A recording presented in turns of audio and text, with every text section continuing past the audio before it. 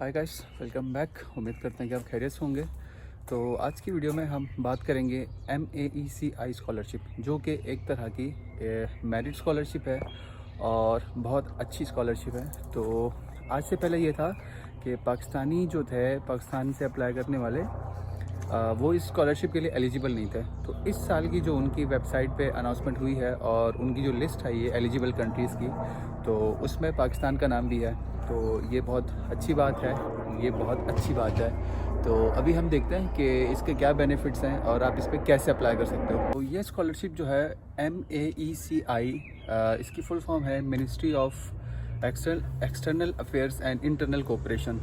तो ये ऑफ़र कौन करता है, इसके नाम से ही तो पता चल गया होगा कि ministry of external affairs and international cooperation जो है वो इसको ऑफ़र करता है। ये जो है एक तरह की मेरिट बेस्ड स्कॉलरशिप है और अभी इसकी लास्ट डेट है 9 जून और आप 9 जून से पहले पहले अप्लाई कर सकते हैं। और जैसे मैंने पहले बताया कि ये एक तरह की मेरिट स्कॉलरशिप है और हर मंथ आपको इसमें कितनी स्कॉलरशिप मिलेंगी, इसके क्या बेनिफिट्स हो सकते हैं, अभी डिस्कस करते हैं। तो इसके बेनिफिट्स में सबसे पहला बेनिफिट ये है कि यहाँ पर इटालियन यूनिवर्सिटीज़ में जो आपकी फ़ीस होती है, वैसे तो वो ज़्यादा नहीं होती, 1000 से लेकर 1500 के बीच, 1000 यूरो से 1500 यूरो के दरमियान होती है इसकी फ़ीस एक साल की। तो इसी तरह इस स्कॉलरशिप में बाकी की तरह जैसे ही आप अप्लाई करते हैं आपकी फ़ीस टोटली वेव हो जाती है, लेकिन आपको कुछ टैक्सेस पे करने पड़ते हैं। वो टैक्सेस क्या होते हैं, आप ज़्यादातर आपने सुना होगा कि या वो टैक्सेस होते हैं या उसकी फिर इनरोलमेंट कह लें, जो 157 या 158 यूरोज़ होते हैं, 200 तक होते हैं, इससे ज़्यादा नहीं होता है। और इसके बाद जो मंथली स्टाइपेंड मिलता है आपको, इसमें 900 यूरोज़ मिलता है। 900 यूरोज़ 3 महीने के लिए भी मिल सकते हैं, 6 के लिए भी मिल सकते हैं और 9 महीने के लिए मिल सकते हैं। अब ये कैसे 3, 6, 9 की बात हो रही है, डिपेंड करता है कि आप किस कोर्स में अप्लाई कर रहे हैं और उस हिसाब से आपको फिर इसकी पेमेंट होती है। और एक और चीज़ कि आप इसको अगले साल के लिए रिन्यू भी करा सकते हैं। और इसका जो तीसरा बेनिफिट है वो बेनिफिट ये है कि जैसे है अभी जैसे कि मैंने अप्लाई किया है, तो मैं रीजनल बेस्ड स्कॉलरशिप पर हूँ, मतलब नीड बेस भी कहते हैं इसको और रीजनल बेस भी कहते हैं। तो उसमें ये होता है कि हम इटली पहुंचने के बाद हमने फिर अपने लिए हेल्थ इंश्योरेंस का बनवाया, यहाँ की हेल्थ इंश्योरेंस के लिए आपने अप्लाई किया है। तो इस स्कॉलरशिप में आपको हेल्थ इंश्योरेंस नहीं बनवाना पड़ता, वो भी आपका कवर हो जाता है। इस स्कॉलरशिप के लिए अप्लाई कौन कौन कर सकता है? बैचलर्स वाले तो पहले ही हट जाओ, मतलब इन्होंने ये एक शर्त रखी है कि स्कॉलरशिप के लिए बैचलर्स वाले अप्लाई नहीं कर सकते। तो कौन अप्लाई कर सकता है? मास्टर्स वाले, PhD वाले, या फिर आप किसी रिसर्च के लिए आ रहे हैं या फिर किसी साइंटिफिक प्रोग्राम के लिए आ रहे हैं या फिर आप कोई लैंग्वेज है, इटालियन लैंग्वेज है या इंग्लिश लैंग्वेज के कोई कोर्स के लिए आ रहे हैं, तो फिर आप अप्लाई कर सकते हैं। और अगर आप मास्टर्स के लिए अप्लाई कर रहे हैं तो आपकी मैक्सिमम एज लिमिट जो है वो 28 साल होनी चाहिए। और अगर आप PhD के लिए अप्लाई कर रहे हैं तो उसकी एज लिमिट 30 होनी चाहिए। और मेरे ख्याल में कि इटालियन या फिर जो लैंग्वेज कोर्सेज़ हैं उसके लिए भी यही लिमिट है। और उसके अलावा कि लैंग्वेज की रिक्वायरमेंट्स है। अब जैसा कि रीजनल बेस्ड स्कॉलरशिप जो होती है उसमें लैंग्वेज की कोई रिक्वायरमेंट नहीं है। उसमें ये होता है कि आप जितने गरीब हैं उस हिसाब से आपको मिलेगी, डिपेंड करता है आपकी इकोनॉमिक सिचुएशन पर।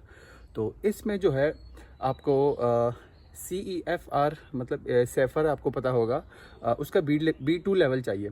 लेकिन अगर आपकी बैचलर्स की जो डिग्री है वो इंग्लिश में है, जैसा कि मैं बताता रहता हूँ कि इंग्लिश प्रोफिशिएंसी सर्टिफिकेट, मतलब कि उसमें यह मेंशन होता है कि इस बच्चे की जो बैचलर्स की डिग्री है ये जो है इसको हमने कह लें कि इंग्लिश में पढ़ाया या ये डिग्री इंग्लिश में है, तो उस पे आपको आइल्स नहीं चाहिए, CEFR सेफर नहीं चाहिए। जस्ट आपको चाहिए कि इंग्लिश प्रोफिशिएंसी सर्टिफिकेट। अप्लाई करने का जो तरीका है बहुत ज़्यादा आसान है, सिंपल। आपने स्टडी इन इटली के वेबसाइट पर जाना है, वहाँ पर वो आपसे कुछ डिटेल मांगेगा। उसमें क्या है, आपकी डिटेल है, आपका डेट ऑफ बर्थ, आपका नेम, सर नेम, यही डिटेल्स हैं। आपने बैचलर्स कहाँ से किया है, आपका इंग्लिश पूछेगा, आपका कोर्स है उसमें अप्लाई करना है, ऐसी बेसिक चीज़ें पूछेगा। और उसके बाद आपने जो रेलेवेंट डॉक्यूमेंट्स होते हैं वो अपलोड करने और इसको सबमिट कर देना है, दैट्स इट। इसमें ऐसी कोई रॉकेट साइंस नहीं है। और उसके अलावा डॉक्यूमेंट्स क्या क्या चाहिए, तो डॉक्यूमेंट्स के लिए जो बाकी चीज़ों में चाहिए होते हैं, बाकी फॉर्म्स के लिए और स्कॉलरशिप के लिए, सबसे पहले आपका पासपोर्ट है, दूसरा आपका जो है इंग्लिश प्रोफिशिएंसी है, आइल्स है तो ठीक है, safer common European framework of reference safer है तो ठीक है, नहीं तो इंग्लिश प्रोफिशिएंसी भी चलेगा इसमें। फिर तीसरी चीज़ है आपका CV जो मस्ट है।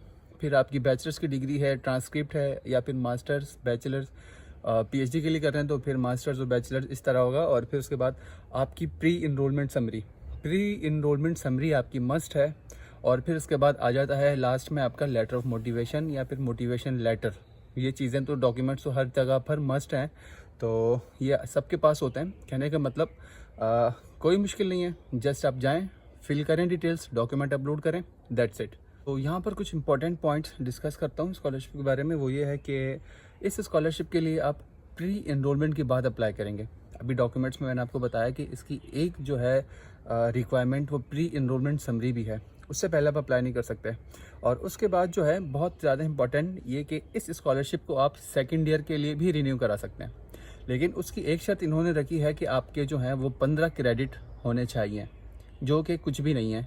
अभी जस्ट मेरा एक सेमेस्टर हुआ है, मतलब एक सेमेस्टर में आप मैक्सिमम 30 क्रेडिट्स तक भी निकाल सकते हो। पूरे एक साल में 50-60 क्रेडिट्स भी कर सकते हो। मैक्सिमम सब्जेक्ट्स आपके 6 क्रेडिट के होते हैं, कुछ 9 क्रेडिट के होते हैं, तो बहुत इजी है, रिन्यू हो जाता है। और उसके अलावा अगर आप इस स्कॉलरशिप के लिए अप्लाई करते हो और साथ साथ में रीजनल या नीड बेच के लिए अप्लाई करते हो, तो आपको दोनों में से कोई एक सेलेक्ट करना पड़ेगा। आसान अल्फाज में, आपने एर्गो के लिए भी अप्लाई किया, इसके लिए भी अप्लाई किया। अगर आपको एर्गो मिल जाती है, ये नहीं मिलती तो अच्छी बात है। अगर आपको ये भी मिलती है और एर्गो भी मिलती है, तो आपको फिर कोई एक सेलेक्ट करना पड़ेगा, और इसमें से मैं सजेस्ट करूँगा कि आप ये वाली सेलेक्ट करें। और इसी तरह ये स्कॉलरशिप आपको मैक्सिमम 9 मंथ्स के लिए भी मिल सकती है।